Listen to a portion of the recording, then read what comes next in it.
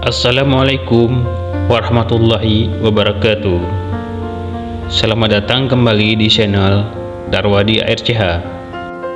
Jangan lupa di like dan di subscribe.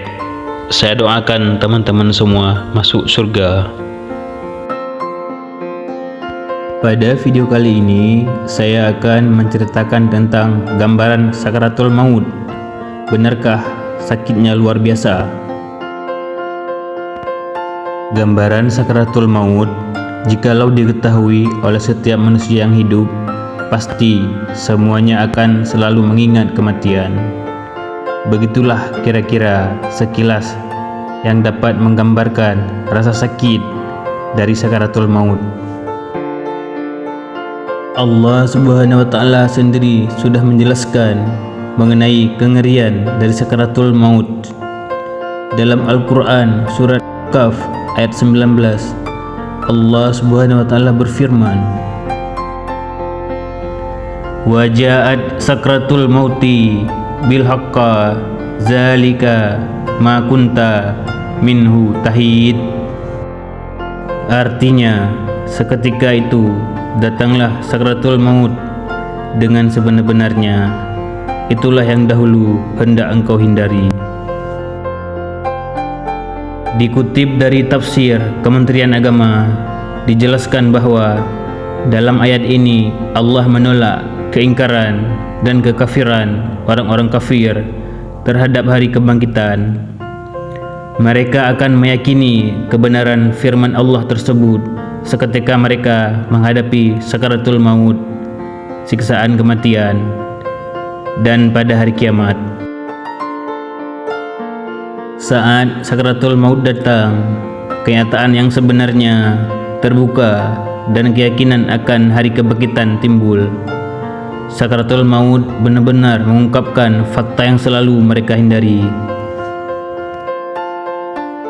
Dalam sebuah hadis, Rasulullah sallallahu alaihi wasallam bersabda, "Subhanallah, Maha suci Allah, sesungguhnya sakaratul maut ini mengandung kedahsyatan."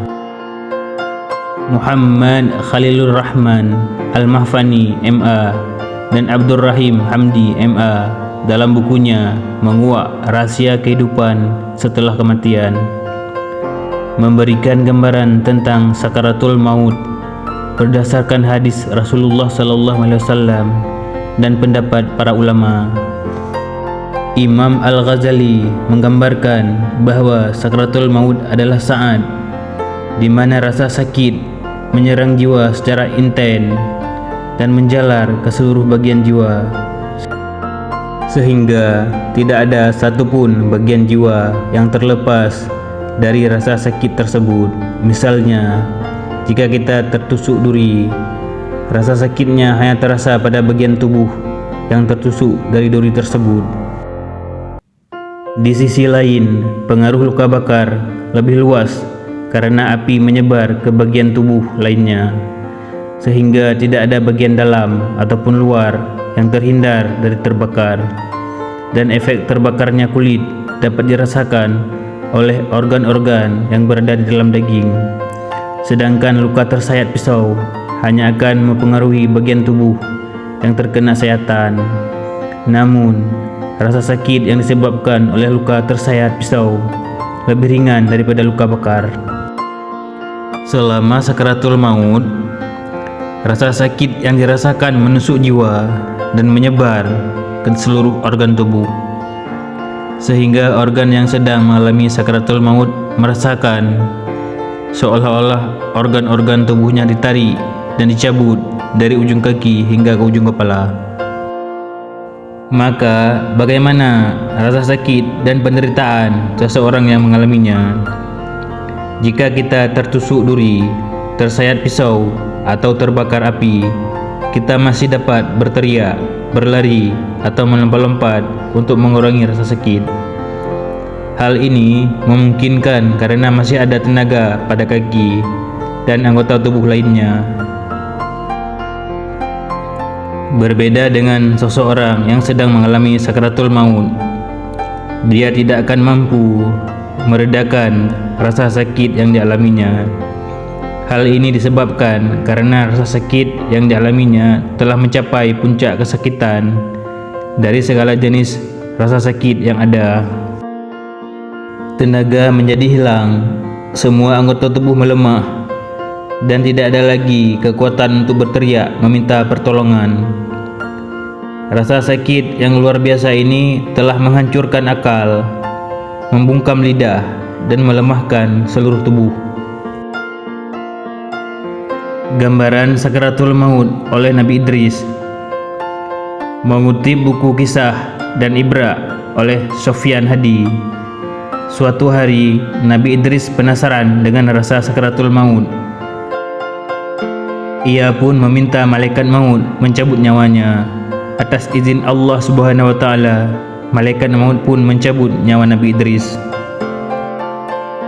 Malaikat maut kemudian bertanya kepadanya, "Ya Nabi Allah, bagaimana rasanya mati tadi?" Nabi Idris menjawab, "Tidak bisa aku ceritakan betapa sakitnya. Sekiranya kambing yang hidup itu dikuliti, lalu diberi asam pada tubuhnya, maka rasa sakitnya 7 kali lebih hebat dari itu." Malaikat maut tersenyum sambil berkata, "Ketahuilah, hai Nabiullah, selama saya mencabut nyawa makhluk, maka nyawa engkaulah yang paling lunak dan yang paling lembut saya cabut." Nabi Idris pun terkejut mendengar jawaban malaikat maut, karena dia tidak bisa membayangkan bahwa mati yang dirasakannya adalah mati yang paling lembut. Lalu, bagaimana dengan yang paling kerasnya? Tentu lebih hebat lagi rasa sakitnya, cetusnya di dalam hati. Wallahu a'lam bishawab. 9 tanda orang akan meninggal dunia di dalam Islam. Imam Al-Ghazali menyebutkan tanda-tanda tibanya ajal melalui peristiwa serupa yang terjadi di dirinya. Hal serupa belum tentu terjadi pada manusia biasa yang akan meninggal. Berikut beberapa tanda orang yang akan meninggal menurut Imam Al-Ghazali. 1. Tubuh menggigil. Tanda pertama seseorang akan meninggal dunia ialah tubuhnya merasa menggigil. Bagi mereka yang ajalnya semakin dekat, setelah waktu asar, tepat 100 hari sebelum kematian, seluruh tubuh akan menggigil hebat. Mulai dari ujung rambut hingga ke ujung kaki akan bergetar hebat, seolah-olah sedang menggigil. Namun, tanda ini tidak terjadi bagi mereka yang sadar atau hanyut dalam kenikmatan tanpa memikirkan soal kematian. 2. Pusar berdenyut kencang. Ketika setelah waktu asar, menjelang 40 hari sebelum hari kematian tiba, bagian pusar seseorang akan berdenyut kencang atau berdetak. Ini petanda apabila daun yang bertuliskan nama seseorang muslim yang ada di arsy telah gugur. Setelah melihat daun itu gugur, maka malaikat maut akan mengambil daun itu dan segera membuat persiapan untuk menjemput. Ketika semuanya sudah selesai dipersiapkan, maka malaikat akan datang kepada kita dalam wujud manusia, dan muslim pasti akan terkejut melihat kedatangannya. Namun kejadian tersebut membuat manusia merasa bingung. 3. Sakit di dada dan perut atas. Sebagian ulama yang menyebutkan bahwa rasa sakit muncul di bagian dada. Namun ada juga yang menyebutkan bahwa rasa sakit itu muncul di bagian perut atas. Rasa sakit akan kita rasakan ketika masuk waktu asar. 4. Meningkatnya nafsu makan. Menjelang 7 hari sebelum kematian, nafsu makan pun berubah-ubah. Tanda ini diberikan hanya kepada mereka yang diuji dengan musibah sakit, di mana orang sakit yang tidak selera makan, secara tiba-tiba nafsu makannya tinggi. 5. Dahi berdenyut kencang. Menjelang 3 hari sebelum kematian, dahi bagian tengah akan berdenyut kencang. Denyutan yang luar biasa dahsyatnya di dahi bagian tengah antara dahi kanan dan dahi kiri. Para ulama berpendapat bahwa pada saat itu seharusnya muslim segera bertobat dan berpuasa agar perut tidak mengandung banyak najis dan mempermudah orang lain saat memandikannya. 6. Mata sayu dan hidung turun. Matanya tidak akan bersinar lagi. Bagi orang yang sakit, hidung mereka akan perlahan-lahan menurun dan masuk ke dalam. Tanda tersebut dapat dilihat dari bagian samping. 7. Telinga layu dan kaki sulit bergerak. Berikutnya, telinga akan layu, lalu ujungnya semakin lama semakin masuk ke dalam. Sementara itu, telapak kakinya akan perlahan jatuh ke depan, kaku, dan susah untuk digerakkan. 8. Ubun-ubun berdenyut kencang. Tepat 1 hari sebelum kematian, bagian ubun-ubun akan berdenyut. Hal ini merupakan pertanda kita akan menemui waktu asar keesokan harinya. 9. Munculnya hawa sejuk.